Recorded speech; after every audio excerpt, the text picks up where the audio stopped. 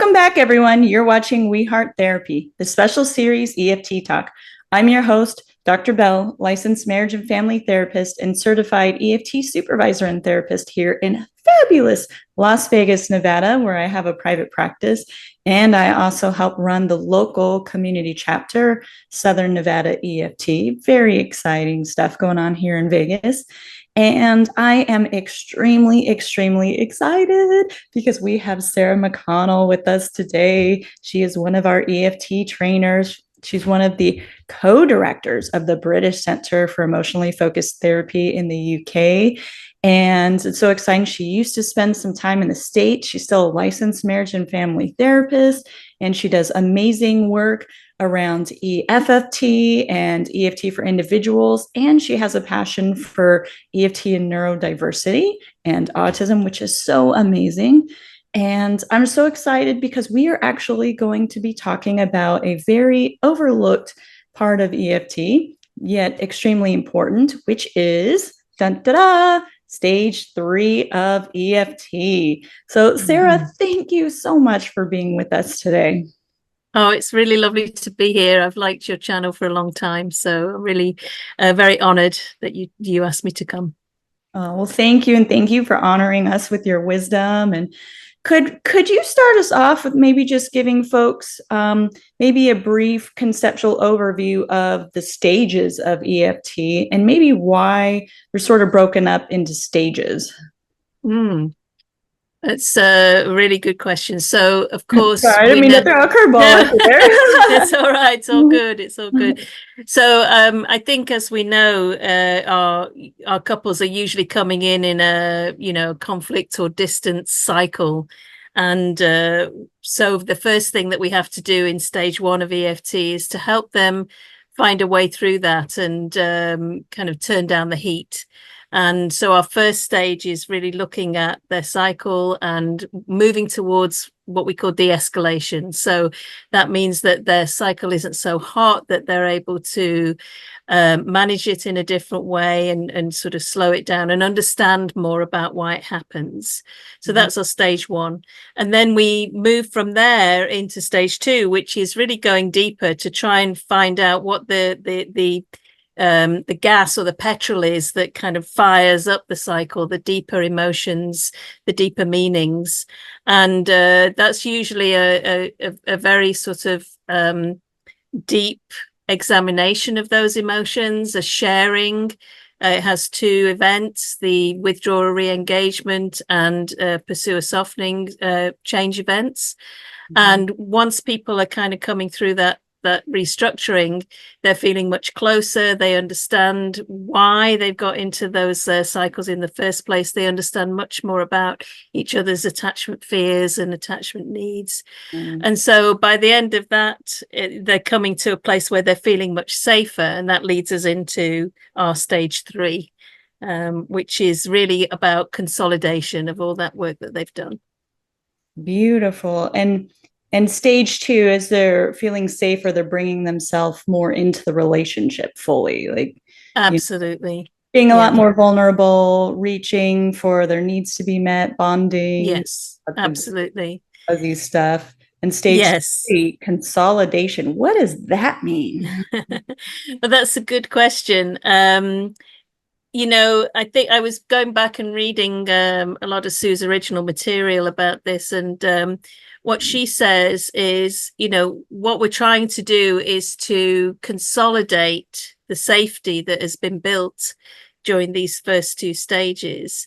And we're trying to help couples, really kind of validate all of the things that they're doing now that create that safety, all of the things that they've done to create that safety, and help them maintain that safety as they kind of go forward and leave therapy. So it's really kind of bringing together and thinking about everything that they've done. It's also helping them to talk about things that they probably couldn't talk about at the beginning of therapy because the cycle was so hard. So it's now they're feeling safer and able to explore more. They're able to talk about pragmatic issues in a much different way than they could have done before.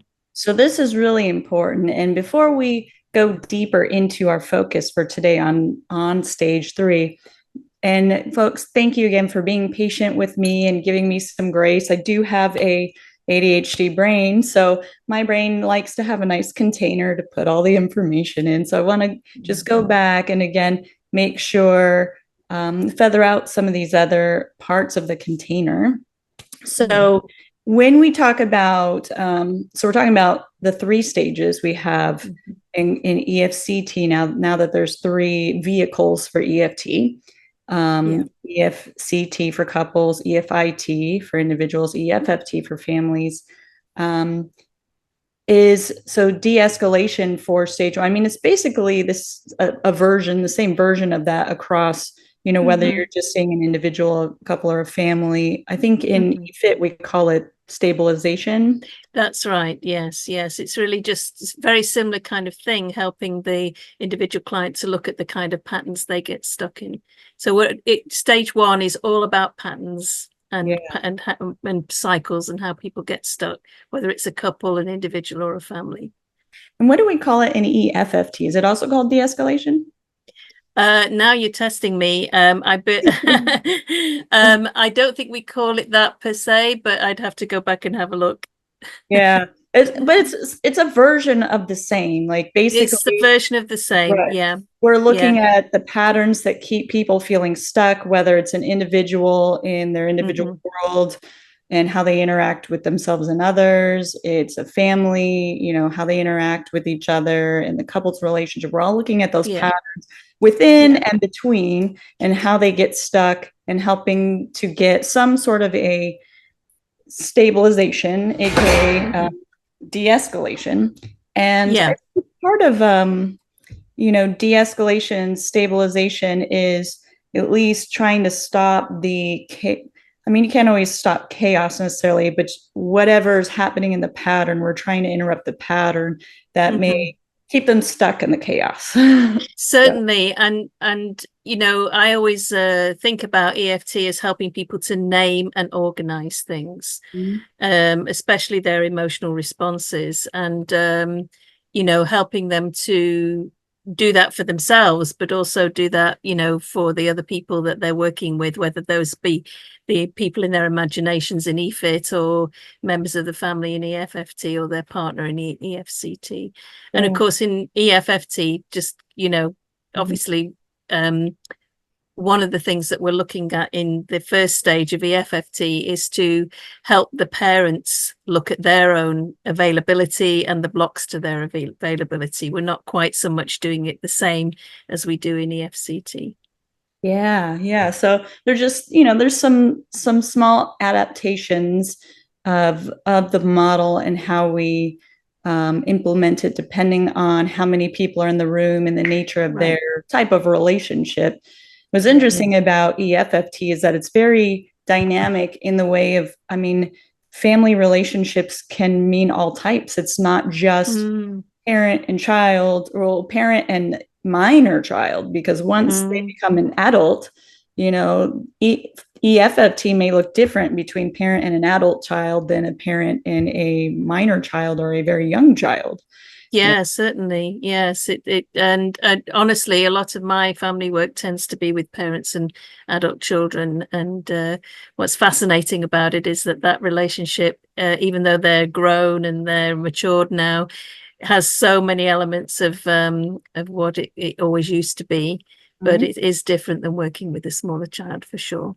Yeah. So in EFT, and to your point also about like naming our emotional responses, like understanding them, being clear, being able to name them.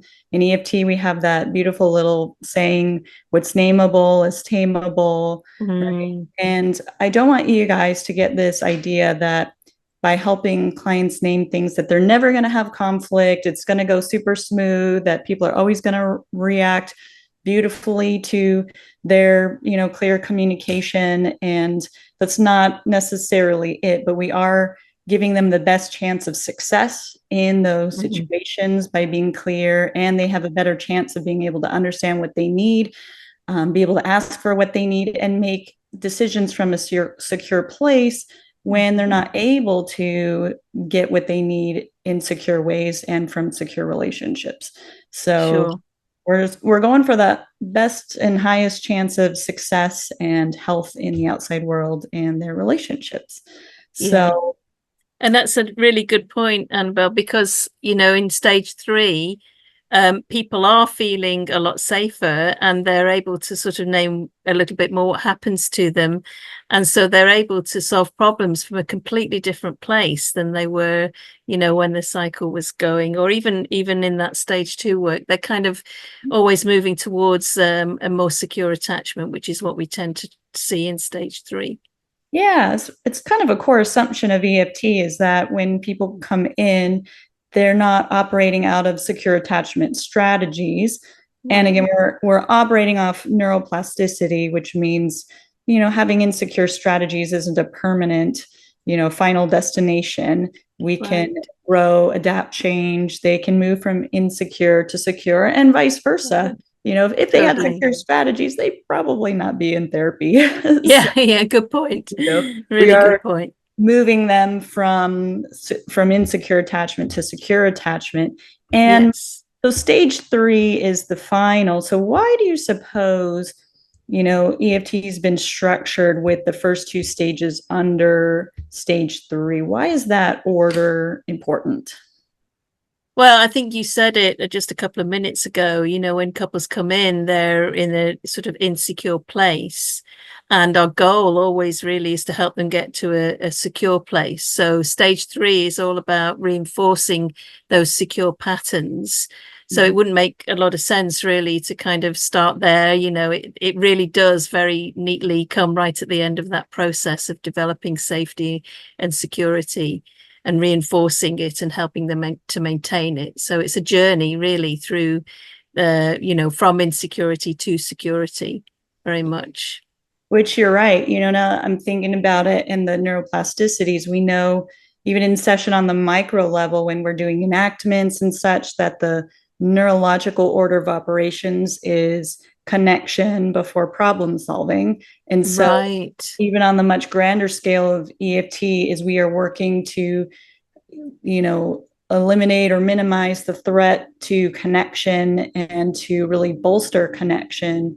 And when couples can also have their own process that they can move from, breaks in connection, ruptures in connection back to connection, then they're in a much, and it's stabilized. Then, stage 3, you're saying, consolidation and integration basically is that they're going to be able to use those tools now. And now that they know how to work through those threats, they will also be able to follow that order of operations and have that more stable connection and then go to problem solving. Now we can go back over the things that we considered were problems and be able to solve those together as a connected team, or at least totally. And it's what's so interesting is that in stage 3, it's not that we don't see any conflict or triggers. We do. Couples still get into those places, but they're now much more able to figure that out for themselves. And because they've done all the work of stage 1 and stage 2, they know how to do it now. They do not get into those places that they used to get into. And that sort of makes sense really, because they're almost ready to leave therapy. I mean, stage 3 is a sort of like an offboarding kind of place really, in a way. Right.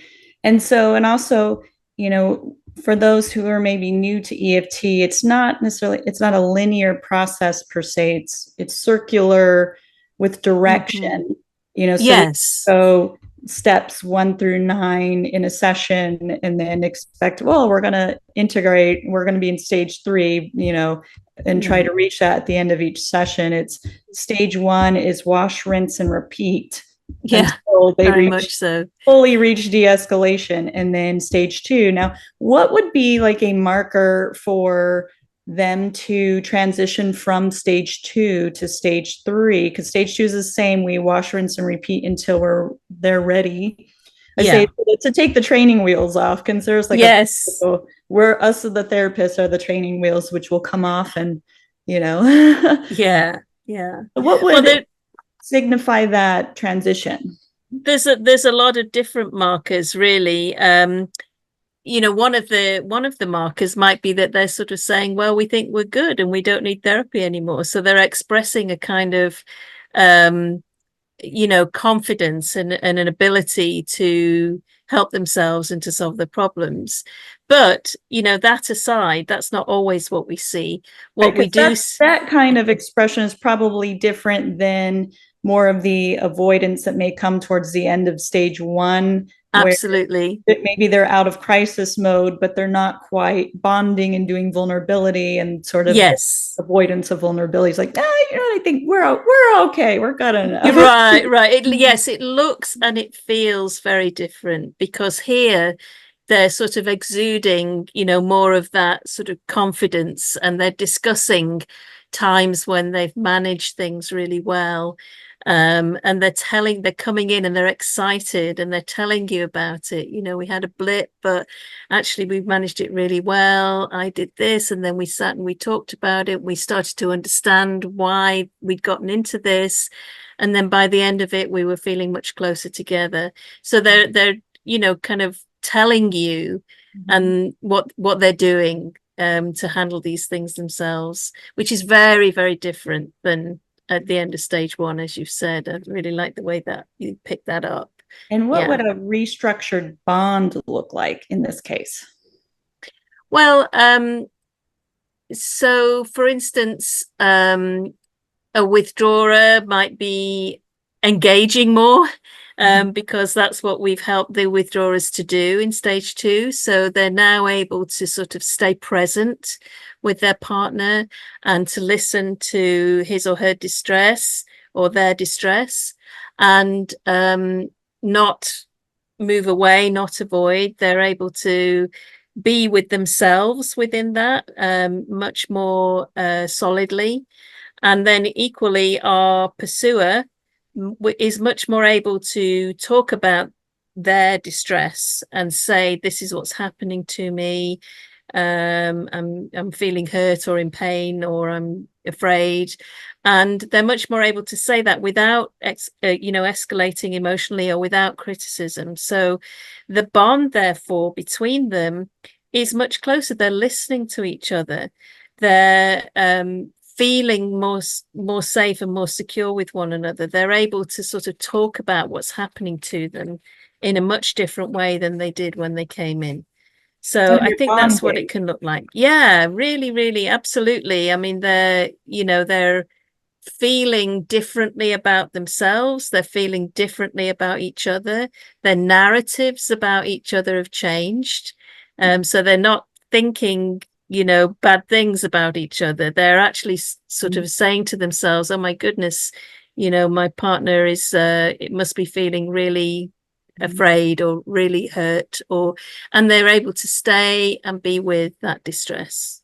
And they're So it able really to, looks different. yeah. And I know one of the other big parts of stage two also is the ability to co-regulate, right? And Exactly. not all distress comes from inside the relationship. It's, when life just happens to us, maybe something at work, but, for example, an engaged withdrawer who is bonding with his partner, it's like, I'm able to turn towards you, acknowledge that I'm a human being who has need Yes. for love, caring, support, TLC. And, of course, I don't necessarily need you, my spouse, to fix my work issue, but I can at least come to you Yeah. to get care, love, support, stress relief, Yeah.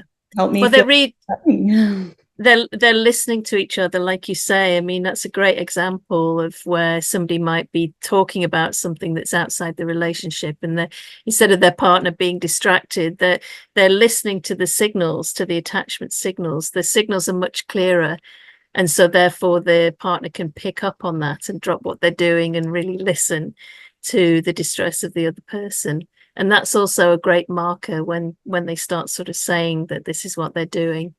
Yeah. I Yeah, can turn towards you to be loved and receive love, and that's increasing the definitely. bond. And I see you as my person, my safe place that I can go to. And, life Yes, outside the relationship is hard or stressful because, life can't be that way. And yeah, yeah, I like totally. stage two is about how to love and be loved. Yes, yes.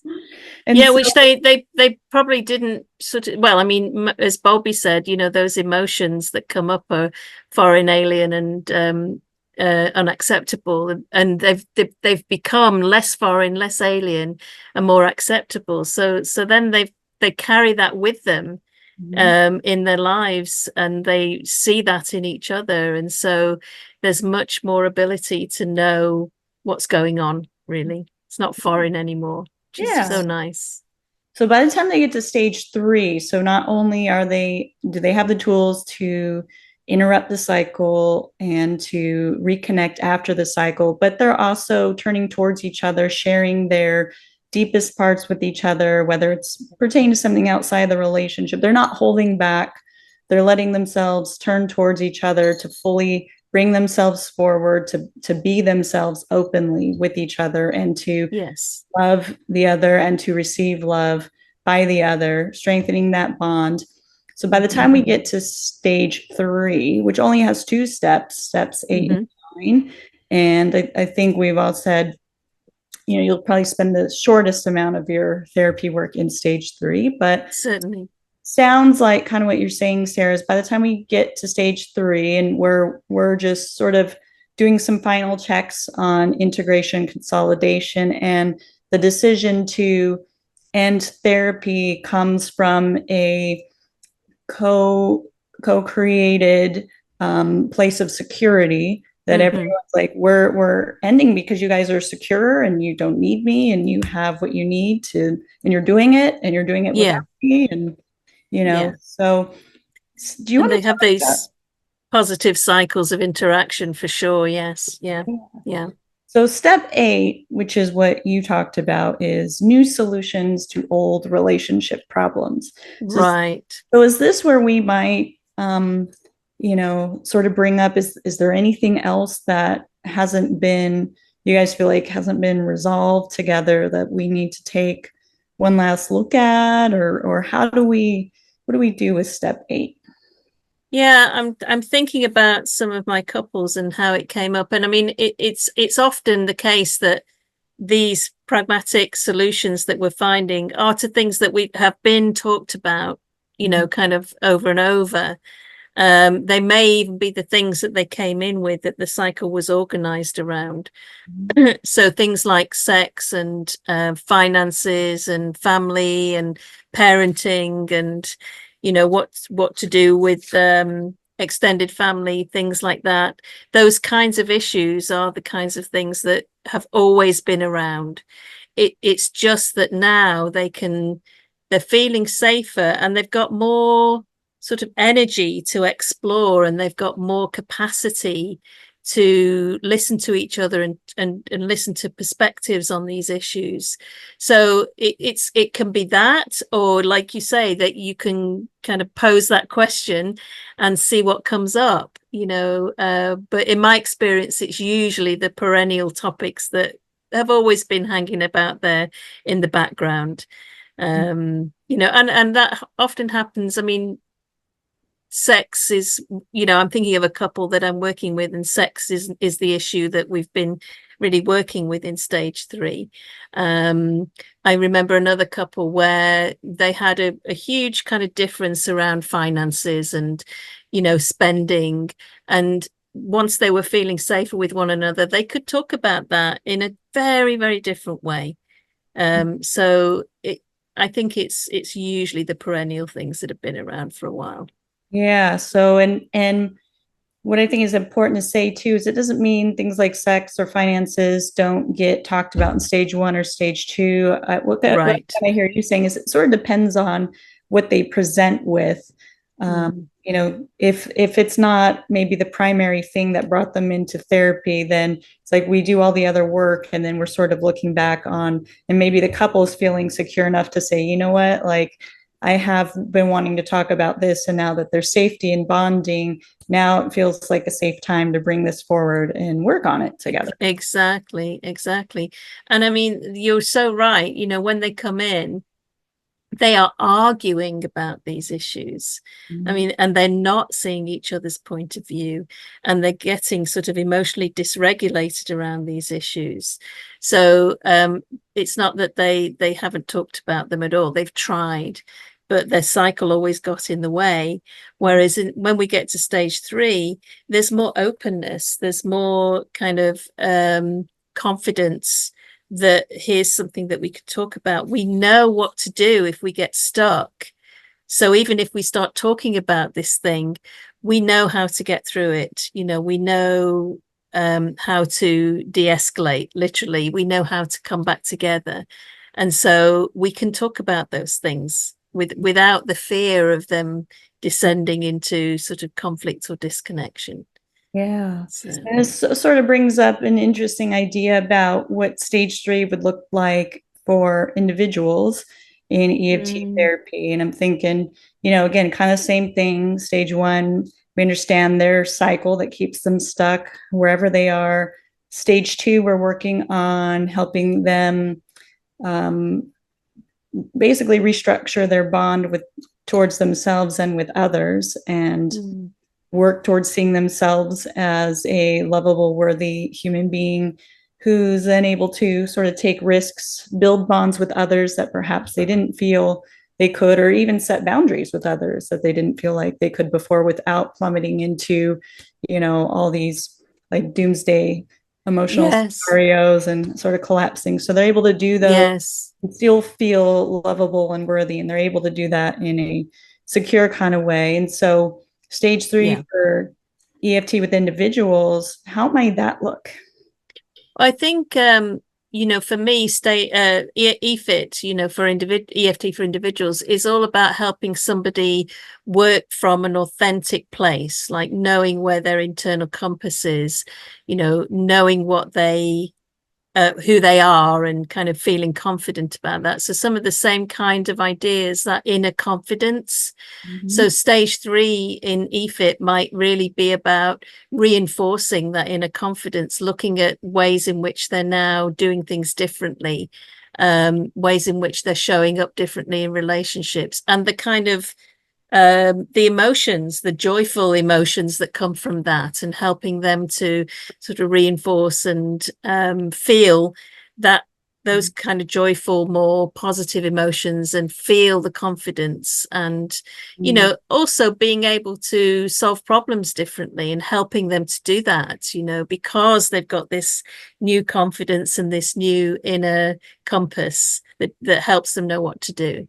That's so good. It again, bringing it back to that idea of that more secure sense of self, neutralizing the threat of disconnection. Because remember, our sense of self-esteem is socially constructed, and it's part of the whole attachment package. So when that alarm bell goes off that senses disconnection, it could be, I sense a threat to myself being seen as lovable, worthy, capable, good enough, belonging. And so now that they aren't stuck in that place of being seen as unworthy or whatever, now that they're starting to see themselves as good enough, as capable, and they have the tools now, because they've learned the process how to focus inward, understand, and get clear on their own emotional whereabouts, put words to it, reach and ask for what they need, set boundaries where they need. And now they're able to start taking risks and approaching life in a new way, so that new solutions to old problems may be, you hear the client coming in saying how they used to get stuck in this place, and now they notice that now that they feel differently about themselves, they're able to see it differently, they're doing something differently, they're taking risks, and new things are starting to happen, new doors are opening, new relationships are blossoming. I think that's such a good way of saying it, because I think stage 3 is very much about like helping people to differentiate between what the pattern that they used to have and the pattern that they have now, and helping them to sort of feel and see the difference, and helping them to sort of tap into what that feels like to do something different, to do it outside of the old pattern that they used to have. So I think that goes for working with individuals. I think it goes for working with couples, and I think it goes for working with families. Look how far we've come.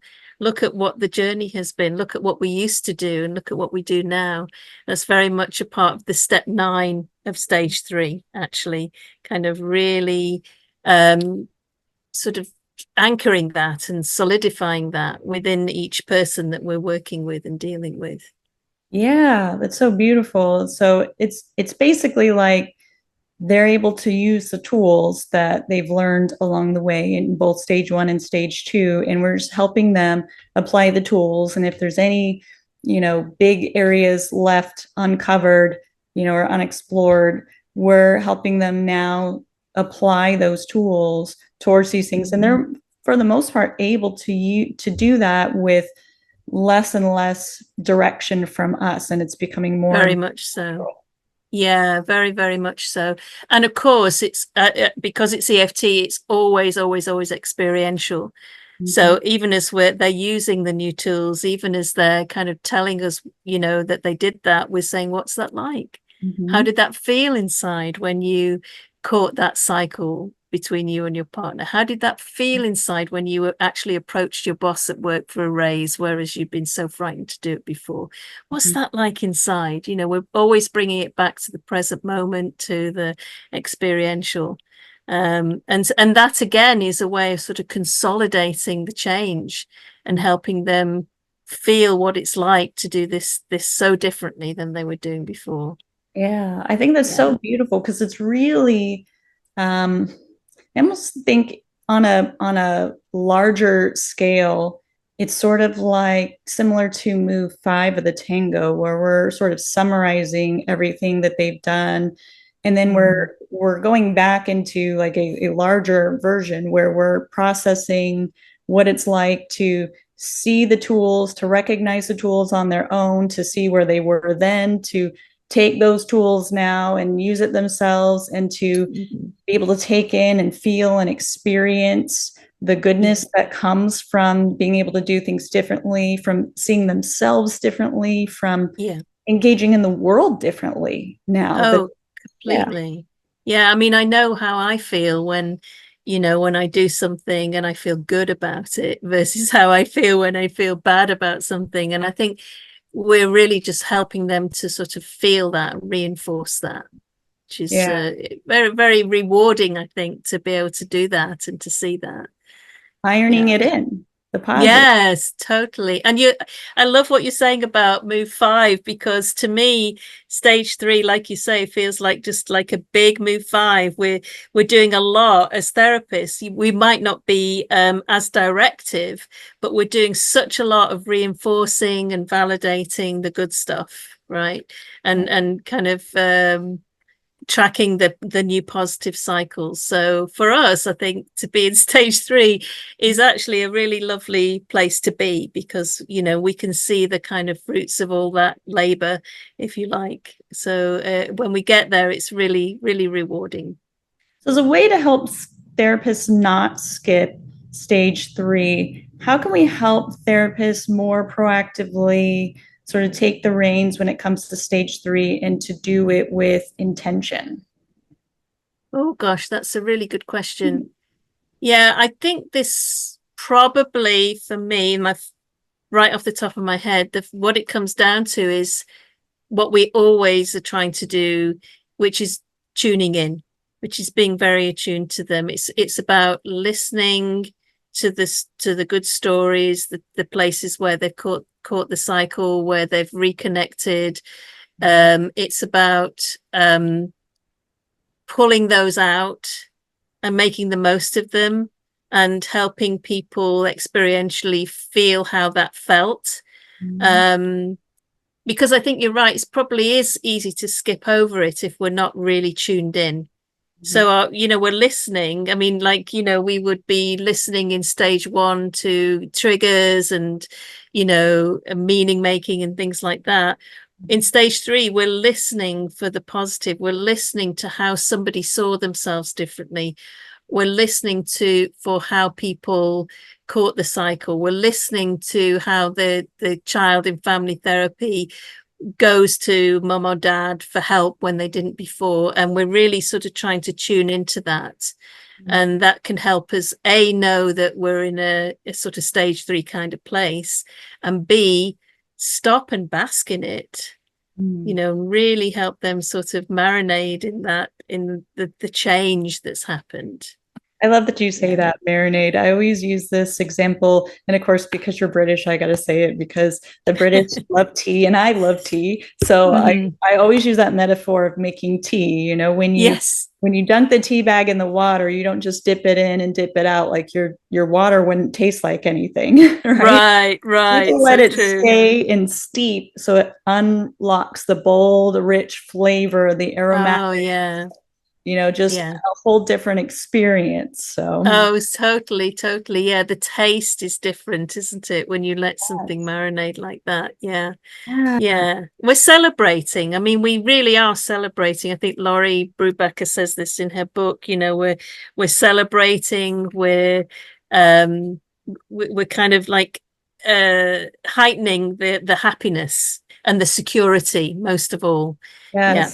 Yeah, so I think that's so important. So we're really looking for, the markers of the couple is able to do the tasks of de-escalation on their own more and more often outside of session without the aid of the therapist.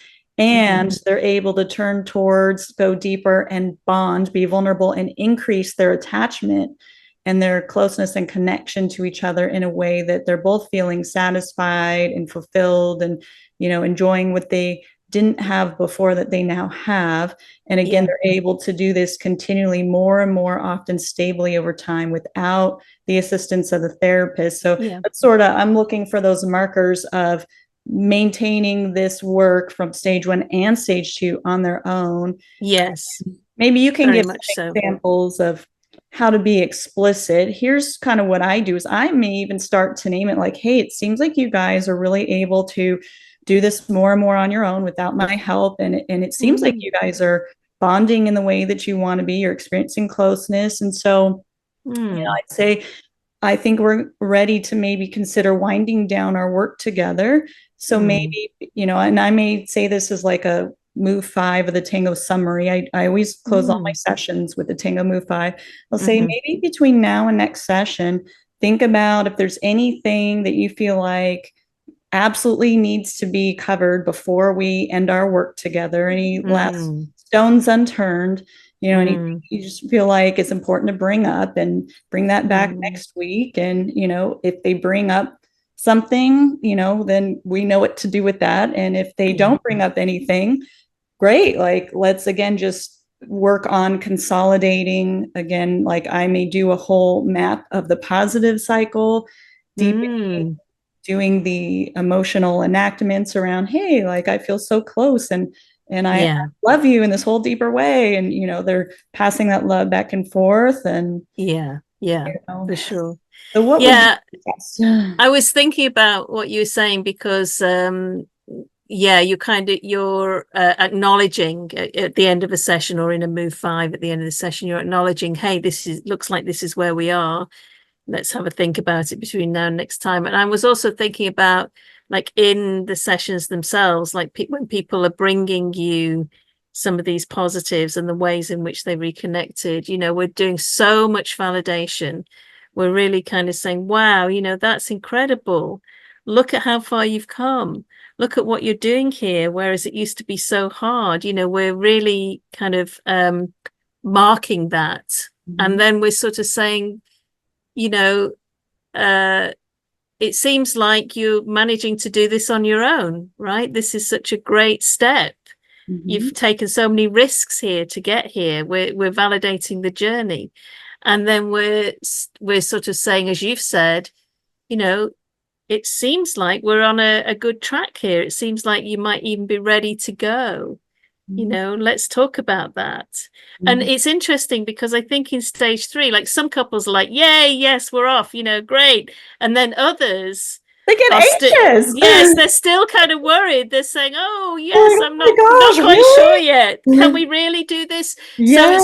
it's really important that we also validate that and acknowledge that, but sort of help them understand that they got this, right? Not to kind of dismiss their worries or their fears, but just to kind of balance it with, look at what you're doing, look at what's happening here, helping them to sort of grow that confidence. To feel secure, to be Yes. able to do this on their own, whether it's couples, families, or even individuals. Like, hey, you Mm-hmm. are, able to make different decisions, to see yourself differently, to take some risks, to set boundaries, to grow relationships. You're growing healthy relationships, and you really don't need me anymore. I think Mm-hmm. that we're Yeah. basically we're meeting our therapy goals. And Yeah. think, Yes. what would that be like to be done? Exactly. Yes. Yes. How does it feel when you hear me say that? What happens inside of you when I say, "Hey, I think we're in a good spot here. We're pretty much done." Like, what does that bring up for you? So again, we're back to the experiential. We're back to the sort of present process. But yeah, I mean, I think that oftentimes people have become, very used to us, and we are the secure attachment figure. And so it's almost like a little bit like, we need to help them separate at that point. Yes.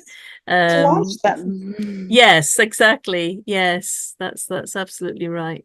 It's so So beautiful. it's, But that's our goal in yeah, therapy, right? Is to not create lasting dependence to where they can't ever. I mean, they know, and I always let my clients know, hey, I'm always just a phone call away. My door's exactly. you, Yeah, you want to, call me back in 6 months, come in for a checkup. Great. Whatever. I'm yeah, always here. But, also you can do this on your own. And I want to encourage you to feel safe and secure out in the world doing this without needing me like we want to take the training wheels off the bicycle. We want you to feel certainly. confident riding around on your own and, Yeah. enjoying Well, it.